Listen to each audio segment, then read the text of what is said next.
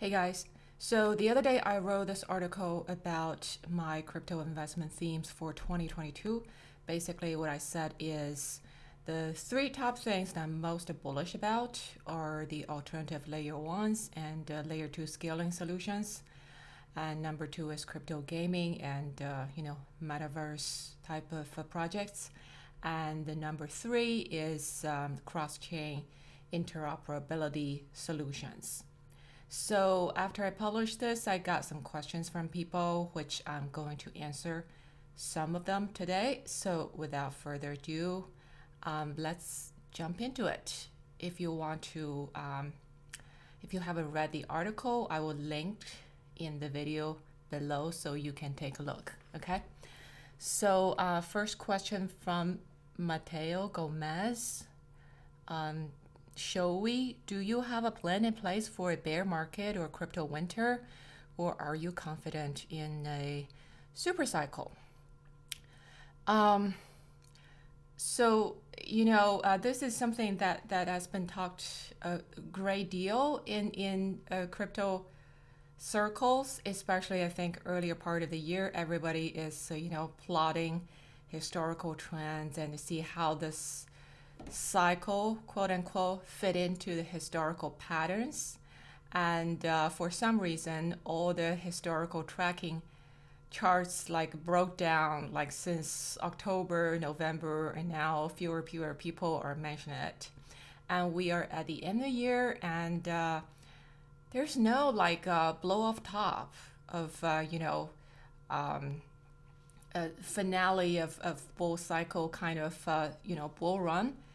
And everybody is looking at each other and wondering what's going on. uh, that's basically what I see, around places like crypto Twitter, and even in some Discord or Telegram channels. So that seems to be the sentiment. To me, I think there has been, obviously this is not a overnight thing, but there has been a gradual shift in the clientele, in the audience or the customers, or the buyers of crypto assets, right? So we are shifting from primarily retail driven to more and more institutional players coming into the space. So I think this is bound to create some change in trading patterns and the price patterns going forward. And the most obvious thing is that I think you can see that the past year, crypto grown, the whole crypto market cap grown over 250%, right? So, but although it's still a really small asset class right now, it's like a 2.5 trillion, right? So this is nothing compared to traditional financial markets like equity market and global bonds market. Those are 100 trillion, 150 trillion dollar asset classes. So my point is, crypto market is much smaller. So it's very natural that volatility is bigger, and any quote unquote whales will have outsized market influence, at least in the short run. So because the market is thinner, right? Any kind of collective, semi-collective actions, like people, if a subgroup of the market become pessimistic or become optimistic, it can cause huge price swings. So that's I think it's a fundamental reason why crypto markets is so much more volatile than these traditional market you're seeing. But this is gradually changing, right? So because more and more, as more and more funding go into the market, as this market grows, continue to grow at exponential pace, you are going to see this pattern start to change. And one of the changes I think we're going to see is the volatility will become more muted. Again, this is not going to happen in one day, but it will happen gradually. So what this means is that, the previous decade, you can very clearly pinpoint the so-called crypto cycle, the 4-year cycle driven by the, Bitcoin halving scheme, right? So more and more, I think this kind of the influence, the outsized influence of Bitcoin cycle or the Bitcoin halving cycle is going to reduce going forward. So I don't know whether this will be happening in this cycle or next cycle or cycle after next, or whether we are going to still can have clearly defined cycle anymore. I think it's going to be a combination, right? You're going to see less and less well-defined so-called multi-year cycles going forward.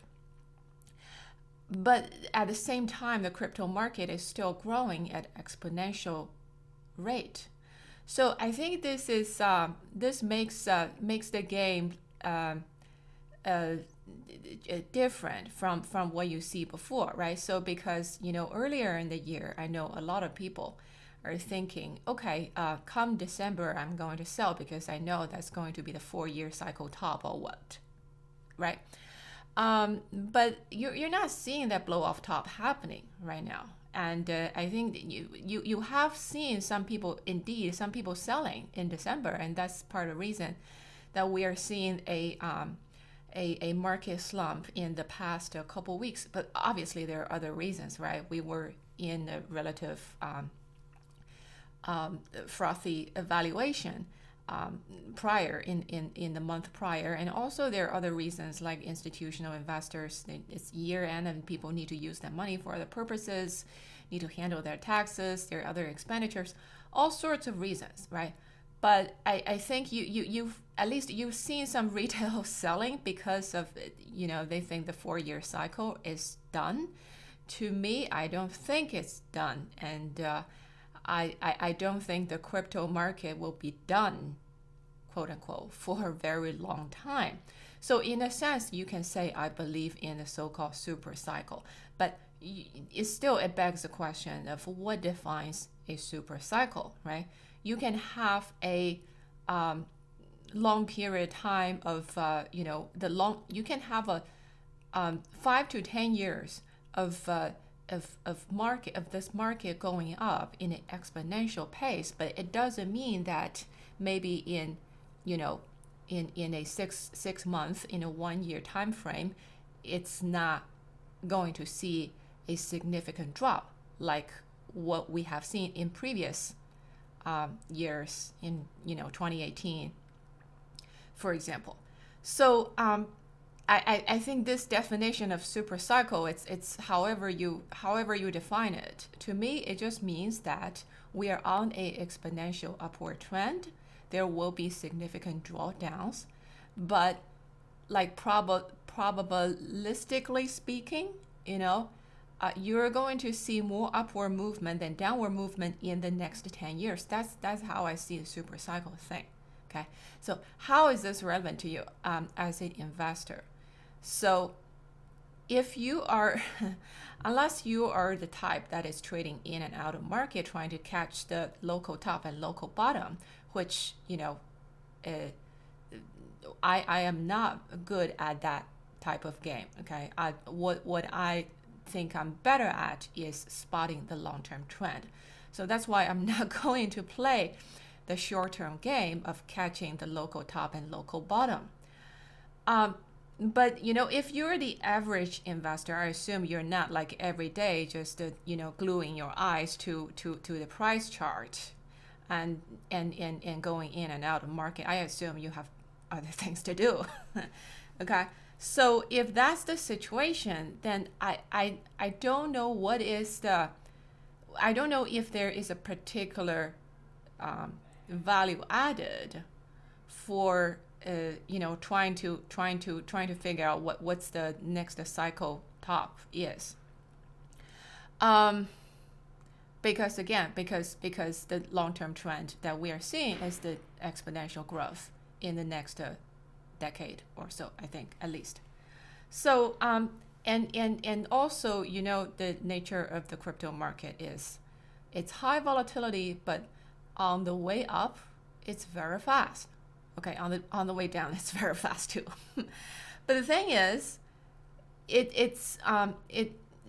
has happened to, to so many people for so many times that, I don't know, if you are the type that is trading in and out of market, I assume you have other things to do. Okay, on the way down it's very fast too. But the thing is, it has happened to so many people for so many times that, I don't know, if you are the type that is trading in and out of market, I assume you have other things to do. Okay, if you're out of the market, you sit out of the market, you think you go, okay, I'm going to go back in at a later date when things are more clear, and then the thing goes shh, right?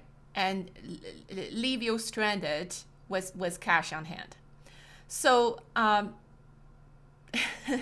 so if you want to get out at the crypto cycle top and get back in later, that's something you gotta consider, right? It's like if you are so good that that you can precisely identify when that type of thing is going to happen, then great. You gotta be do so much better than everybody else. But if you're the average person, I just don't think that's the game that the average person, the average investor will play very well, and it's not an easy game. So and this sentiment of crypto cycles, it reminds me of this very long time ago when I was maybe 13 or 14, I read this famous novel Gone with the Wind, right? Scarlett O'Hara, you all know about. So I really clearly remember one of the first passages that I read in this book when Margaret Mitchell was describing Scarlett O'Hara, and basically she describes her as just like most other girls, her imagination only carried her as far as the altar and no further. And the reason I remember this so clearly is because it's just such a brilliant description of the general short-sightedness of us human beings, right? So most of us, our imagination, our span of imagination is indeed very short. It's like, Scarlett O'Hara, imagine her to, get married to Ashley and live happily ever after.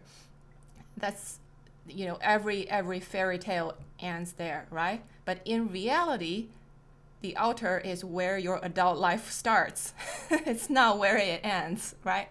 So and you still have a long life in front of you after that.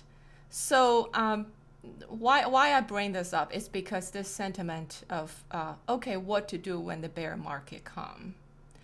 It's to me, this is like a very short-term sentiment, right? You're almost like saying, okay, let me the crypto is my get out of jail free card, and I'm going to make $1 bazillion in this bull run, and I'm never going to come back, or I'll just get out and live life happily ever after. But the reality is nothing like that, right? Unless you're like after next year you're going to leave Earth. Otherwise, life goes on. You still need to make investment decisions, and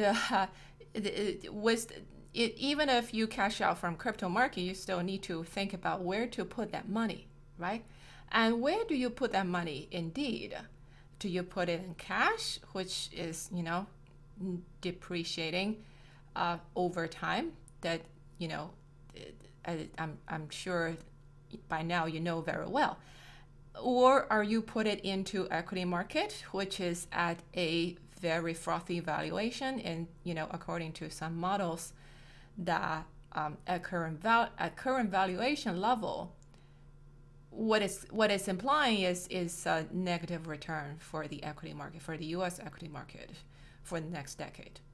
Or are you going to put things like a real estate, which is at an equally elevated valuation? Okay, and also all these TradFi assets, they are more mature market, they are mean reverting markets, right? So they're more cyclical compared to crypto, which is on a exponential growth trend. So I don't see why anybody will want to leave crypto market for other more traditional markets, right? Even I know, like when I said similar things like this on Twitter, and some people say, oh, I just take money out to invest in real estate because I can earn a reliable yield. Well, guess what? You can learn that real estate rental yield is like 5, 6, 7%. 7% would be like you'll be overjoyed if you get 7, 8%, and more likely 5% of rental yields on real estate, right? So and you've got to take care of renters, you gotta maintain your property, you've got to go through all of that, the complicated procedures for buying a real estate, right? So if you want to go through all that to earn 5, 6%, go ahead. To me, this is not worthwhile anymore because I can earn the same yield, like a static yield, even without, buying any productive assets in crypto. I can just deposit stable coins and earn, 15 to 20% of yields on stable coins. That's the worst that you can do. So without any maintenance of real estate assets, without dealing with renters, tenants, without dealing with, closing costs and so on and so forth. So I just don't see why people invest in real estate anymore. So, and then people will give you the argument of, oh, diversification is always good. Da, da, da, da, da. Yeah, sure, okay. Everybody's different, all right. To me, real estate is no longer worthwhile. I'm not going to buy another house and rent it out anymore. It's just not what I'm gonna do, because that's just a pain in the ass. Okay. So, but you may be different. So, and also, even if you don't want to be in crypto, if you don't want to hold any crypto tokens, and by the way, you have proof of stake chains, proof of stake projects allow you to earn like from 5% to 15% of staking yields on your crypto tokens. Okay, so if I stake my Solana, if I stake my Sol, I earn 7% APY. If I deposit stable coins, I earn maybe like, I think right now, maybe 17% on Anchor. That's stable coin yield, okay? But at the same time, you need to consider, all right, if I staking Sol itself will be in the long run appreciating against the US dollars, okay? This year, it appreciated against the US dollars for like, I don't know, 2,000%, something like that. Not every year is going to be like that, obviously. And if it's a bear market, maybe it grows 0%. I don't know, maybe it grow like 20%, appreciating 20% against US dollar. But my point is, okay, if I stake Sol, and Sol token appreciate vis-a-vis US dollar by 20% a year, I've already beaten the stable coin, the highest stable coin yield that I can get, which is like 17 to 20%. Okay, so of course you can argue it's a higher risk, blah blah blah blah. So all of these you take into account. I just don't think it's all that worthwhile to abandon the crypto market. Okay, so those of you who want to swing trade, who want to be clever, go ahead, do whatever you want. But my point is this is a secular trend of exponential growth. This is not a short term, okay, let me make some quick bucks game. Okay, this is not about, all right, is the cycle top in next month, next 3 months, or is it already passed? It's just not about that, all right? So you have a long life ahead, and to me, I want to plan my investment opportunities for the long run. I want to position for the long run, and therefore I'm not going to get out of this market anytime soon. So that's for me. Okay, so and by the way, when I say I'm not going to get out of the market, it does not mean that I'm not going to rotate, because as you clearly see in the past year, in the past 2 years, right? In 2020, like okay, 2019, Ethereum did nothing. Uh, the altcoins, not, you don't even speak of them at that time, right? 2019, Bitcoin grew. Bitcoin did relatively well. 2020, Bitcoin did, you know, relatively well, and Ethereum did a little bit better.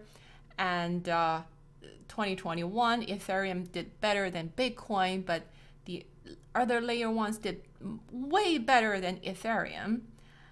So you can see, like, this market changes fast, right? This market is very dynamic, and the growth opportunities, really change very fast, and there are going to be new things coming without a doubt. Okay, so it doesn't mean that when I'm saying I'm going to stay in market, it doesn't mean that I'm not going to rotate. Okay, this is a market that you better keep your eye on. You better know what's going on, right? You don't want to be caught by surprise that there's something else, another growth theme taking off, and you are totally in the dark about it. So I think that would be my thinking, is what I would be more inclined to do, is to, stay in the crypto market, but try to find where the next growth opportunity is. Now, right now, I think from a risk reward trade-off perspective, the alternative layer ones are still where it's at. It's still where it's at, because they are kind of a medium to large cap, right? At least a few of them, the Solana, the Avalanche of the world, and the Terra of the world, they have grown to a certain size. They have certainly gathered network effect, and that it's not going to stop anytime soon unless these guys make some major mistakes.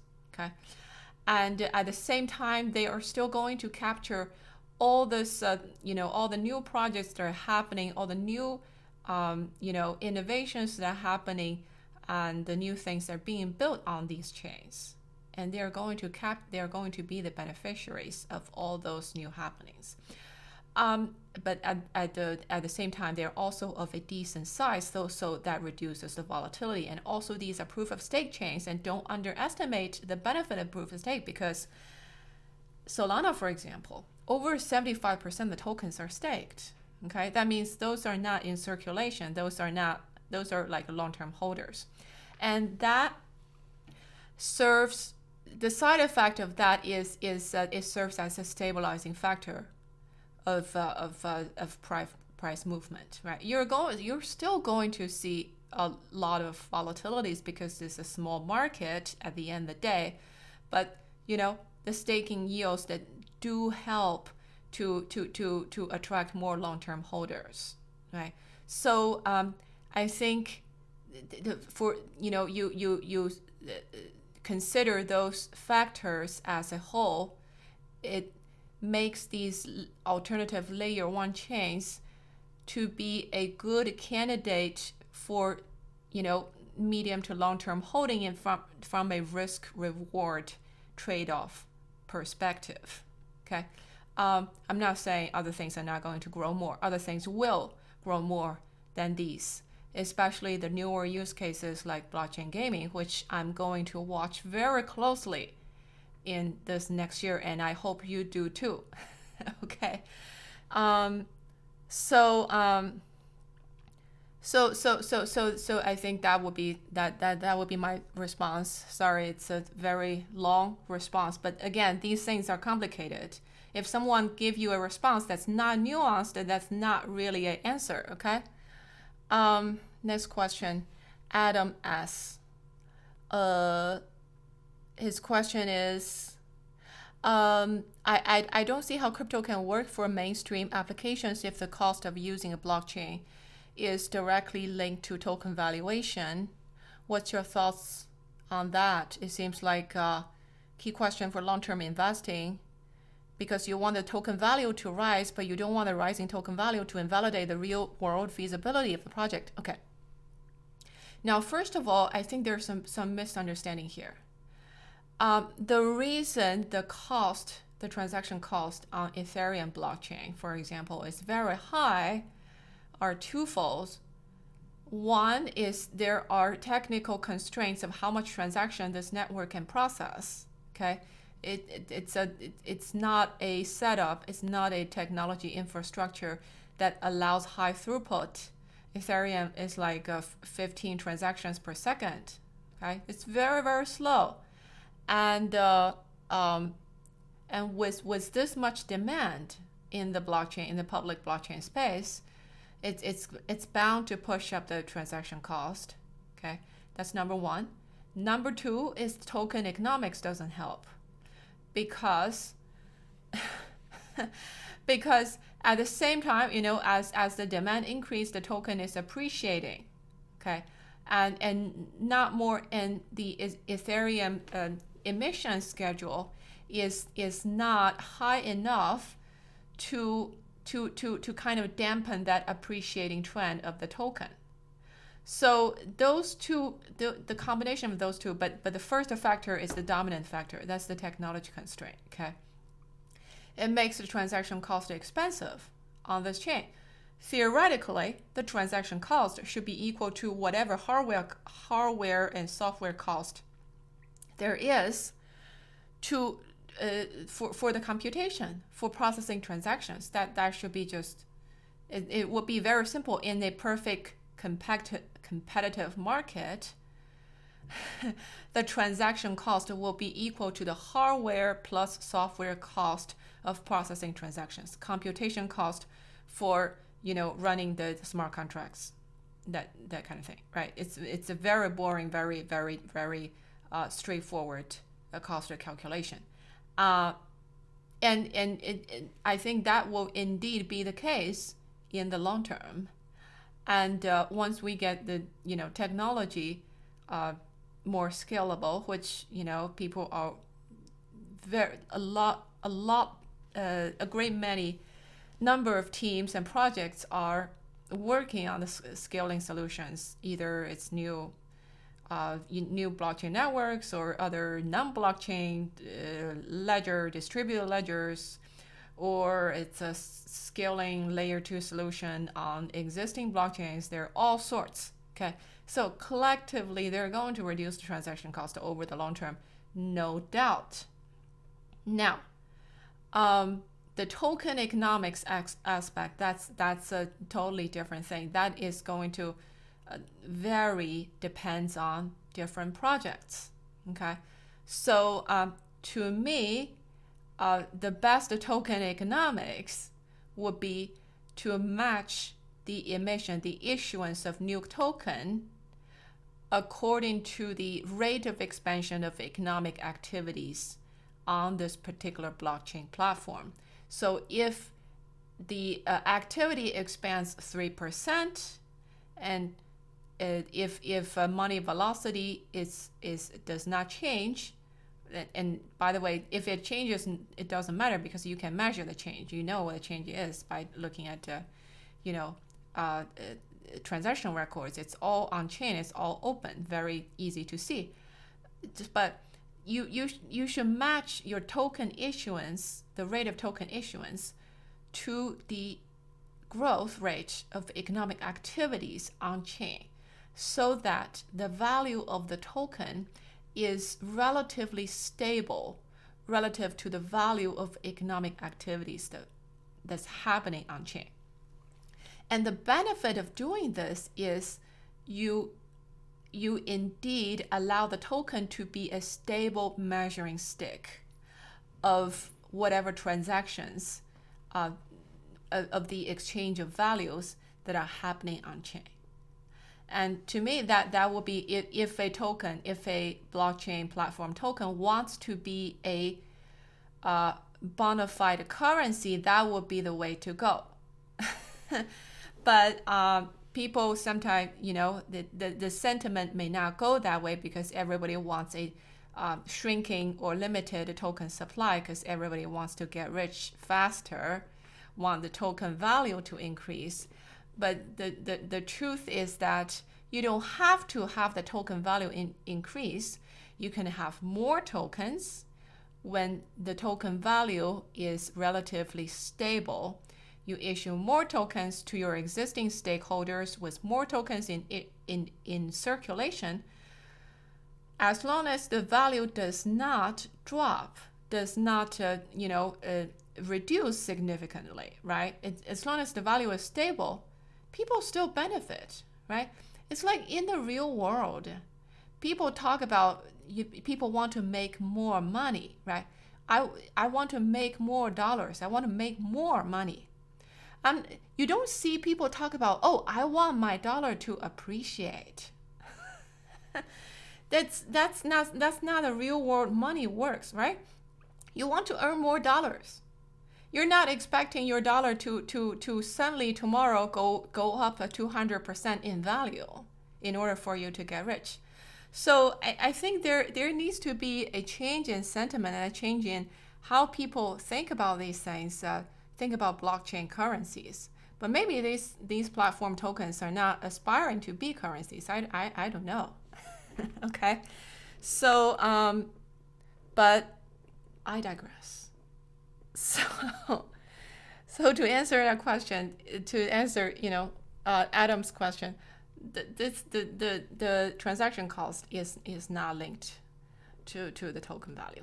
There is no absolute linkage there. Okay. Next question, Turb88.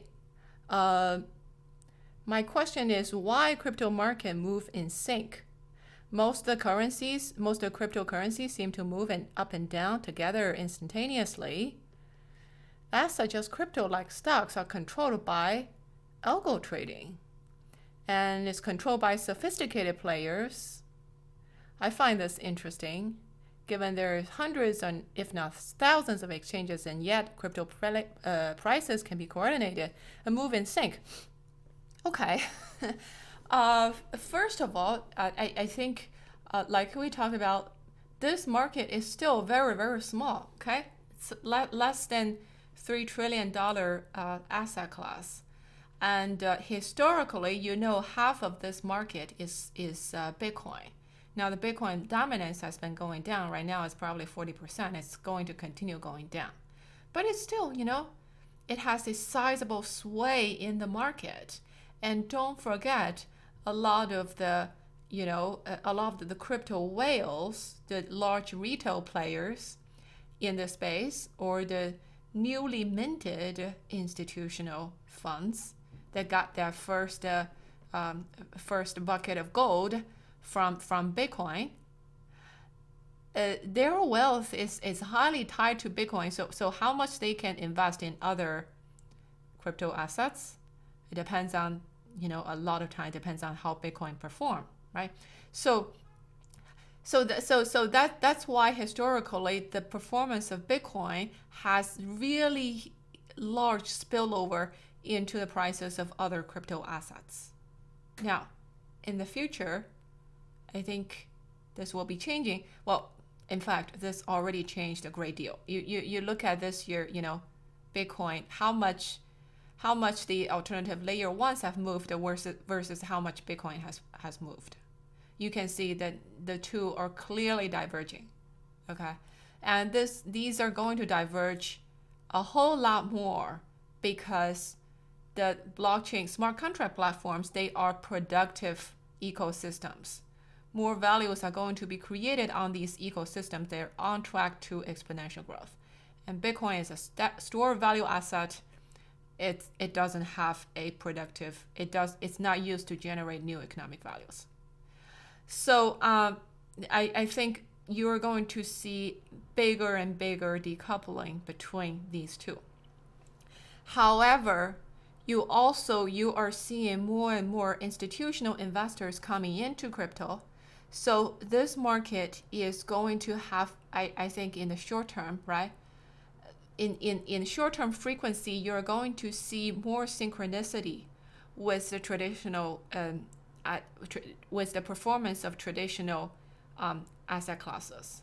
Because if you're an institutional investor, you have a basket of investments in equity and bonds, in real estate, in whatever private equity, in crypto assets, right? So if some part of your asset holding perform well, you rotate your portfolio into other asset classes, it's gonna, benefit your other asset holdings. If one part of your holding does not perform well, it's gonna adversely affect other parts of your portfolio too, because of these, rotation and portfolio rebalances. And also, if it affects your how much liquidity, how much cash you have available to invest, right? So in the short term, with more institutional investors coming into the space, I think you're going to see more synchronicity between equity and crypto markets. Okay. However, in the long term, again, we talked about crypto market it started from a small base. It's on a exponential growth trend. So over the long term, I think it's going to grow so much more compared to TradFi equity. So this would be, if you take out the trend, if you do a econometric regression, if you take out the trend from the crypto market, and then you will see that correlation coefficient of short-term movement between equity and crypto is going to be very high, but only if you take out the trend. Okay, so the bottom line is short-term synchronization, but long-term divergence. That would be how I would think about this. Next question from Robert T. His question is, how do you think about the trust issue in layer 1 blockchains? What?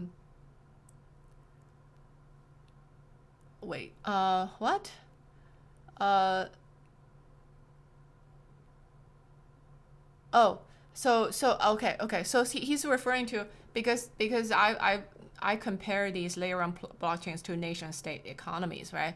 So he's saying it would be good to get your views on trust in building these nation state and the state of trust in the layer 1s. Perhaps many layer 1s can be viewed currently as fragile states, because layer 1 seem to say that code can do, protecting property rights and enforcement of laws better than people. So trust in code and not in people. But at the same time, there are many stories of crypto hacks and fraud that cost people a lot of money with no recourse. Even with these occurrences, do we still trust in code, or can trust in it be improved via better security and incentives on L1s? If this is important for fragile states to attract investment, perhaps also important for layer 1s. So there are a lot of shit going on, a lot of breaches of a lot of hacks, a lot of scams, a lot of rug pulls in the crypto space, and you hear about those in the news all the time, right? So I think of this as pretty much inevitable in any new ecosystem's early stage. Because you think about, go back 100 years, okay? In early 20th century, you had so many bank runs in the traditional banking system. In the 1930s, United States started like a FDIC, the Federal Deposit Insurance scheme, right? Why? Because you had so many bank runs. Eventually, people thought, we need to do something about this, right? So I think FDIC was founded in 1930s, because of those problems. And over time, banking becomes a more stabilized, and stabilized sector becomes a, they're a routine set of business practices started to emerge. And now you don't see like a banks got robbed, or banks got, there's like a bank runs or mismanagement, all that too often. There still are, right? But you don't hear about them, at least not nearly as often as you hear about rug pulls in crypto, right? But I think this is really, we are so early. We are at a stage of early 20th century's banking sector, essentially.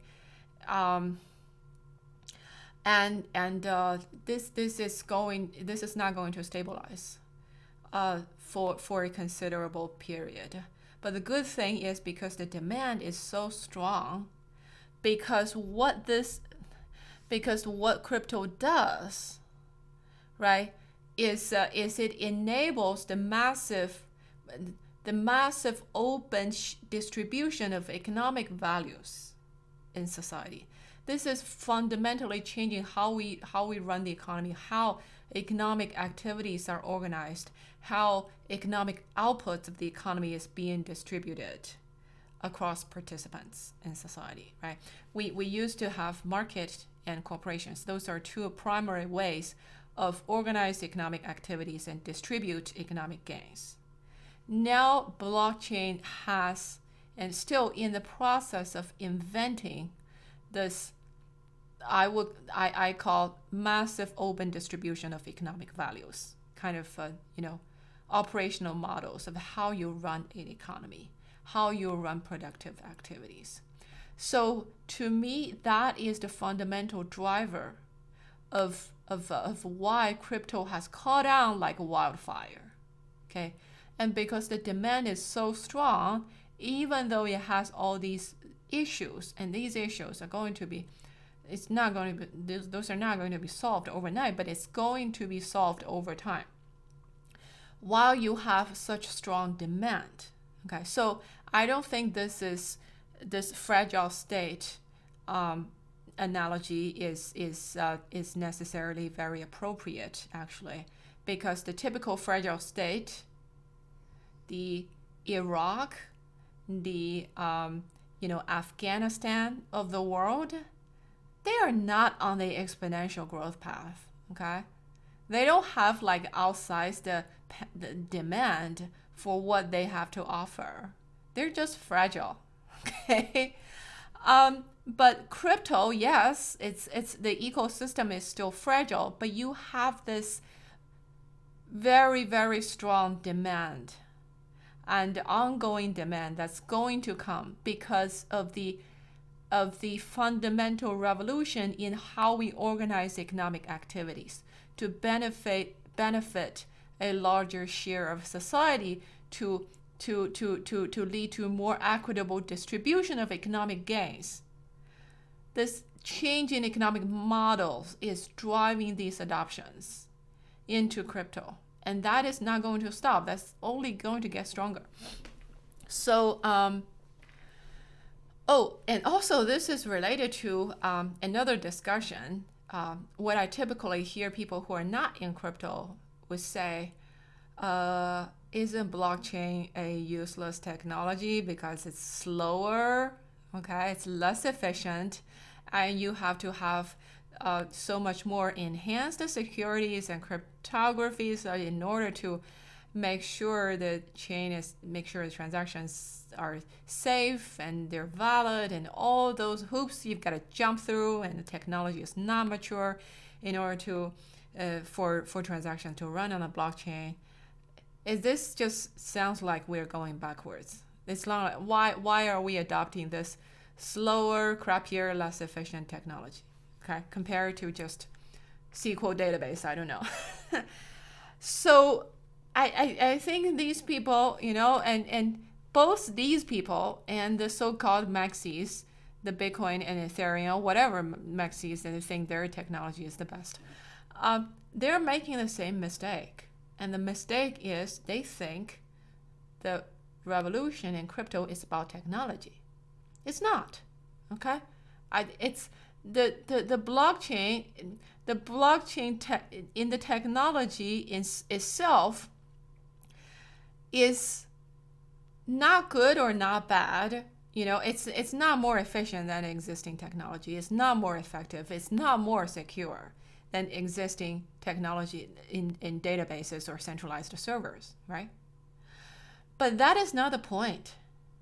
The point is it enables the massive open distribution of economic values, which is entirely transformative economic models of how we organize the economy that is totally different to what we had before. And because the blockchain enabled this type of new modality of how we distribute values, that's why it's catching fire. It's not because of the merit of the technology, okay? It's not because it's cheaper or faster, which is the way we typically think of technology progress. So this is kind of an odd thing. So that's why, it's no wonder that people are confused sometimes. It's like, what's about this blockchain tech that's so amazing? And the answer is the blockchain tech is not amazing. But it's about the economic transformation, the changes, the shifts in economic modality, or how we organize the economy that blockchain enables. That is the amazing part. Okay, so all right, so that's that. All right, final question. We are running out of time. This one from Bilson F. I'm biased towards ICP, Internet Computer, I suppose. I'm surprised that it didn't make it to your L1 list. It would be great if you could cover your reasoning on why ICP isn't on your list. I think I talked about this. I remember I talked about this in the last video when I was talking about Polkadot or I was talking about Cardano. It was all the same reason. And the reason is, to me, I invest in things, I'm interested in things that already got traction. Okay, I already got people using the product, building on the network, and it's showing early signs of network effect. Okay, so there's nothing wrong if you want to invest in ICP or Cardano or whatever. I don't know, but the thing is, I think the more important question is you've got to figure out what kind of investor you are. Okay, because there are different type of investor. Because different, like there's a spectrum of risk reward trade-off in terms of your investment options, right? Like Warren Buffett he's very good at investing in mature businesses that are already well on track to be the establishment. Okay, and on the other end of the spectrum, you have these like a seed investor, venture capital funds that invest in companies that have no customers and no revenue and only have idea on a piece of paper. Okay, and then you have investors in between, like a Casey Wood of the world, that invest in exponential technology, but only those that have gotten traction or have early signs of traction. And then you have all this, it's not black and white. There are all sorts of gray areas across this risk and reward spectrum. Okay, but everything is a trade-off. So you've got to figure out where you're comfortable with. What's your optimal zone? Okay, like some people, they are very good at spotting early winners, even when it's just an idea on a piece of paper. Okay, they look at the team, they look at the the industry trend and the validity of the idea, and they are comfortable making a bet. I am not that type. Okay, I'm comfortable making bets on things that have shown early traction because I do not have the talent to differentiate good investment from bad just based on idea written on a piece of paper. Okay, so so that's why I'm not going to comment on things like ICP because I have not seen traction. I don't know if that will have traction in the future or not. If it has traction, if it shows traction, I will be more interested in taking a look. But you may be different. Maybe you are a supremely good seed stage investor. And, kudos to you. And you're going to capture, maybe 1,000 times outsized returns to ride the wave of, the token XYZ going from 1 cent to $100. I don't know.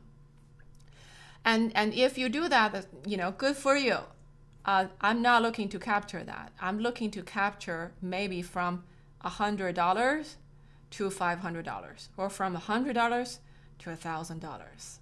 So, and and also this is the reason sometimes when I hear people say, "Oh, VCs are terrible because they dump on retail investors," I just don't think it's fair. Okay. Now, I'm not saying there are definitely, shady VC deals that, vulture, there are vulture capitals out there. But generally speaking, the VC investment model is very different from you as a retail investor. Okay? The VC investment model is I invest in 100 things and I know 99 of those things are going to die. And therefore, for that 1 out of 100 thing that it's a home run, it better gives me 1,000%, 10,000% for me to cover my losses of all the other 99 failures. Okay, because I'm at early stage. That's the game of early stage VC. Okay, so if my holding, if I invest in a early stage in this token, that it went from and I bought it at 10 cents, and it went to like $20. Why would I not sell? Why would I not quote unquote dump on retail? Because I need the liquidity to go invest in other things. That's what I'm supposed to do as a C stage investor. Okay? And to you as a retail, the thing is at $20, but when you buy at $20, it's a much less risk compared to when the VC bought it at 10 cents, when it was a way less mature product. Okay? So when you buy it at $20, what you should be looking at is this thing on an exponential growth path to go to $200 or $2,000? Why would you even care if someone bought it at 10 cents? It's none of your business, okay? Those people have a different investment framework. They have a different business model than you. That's all what I'm going to say about this, okay? And I still have nothing to say about ICP. Sorry. So that's all for today. I will talk to you next time. All right? Bye.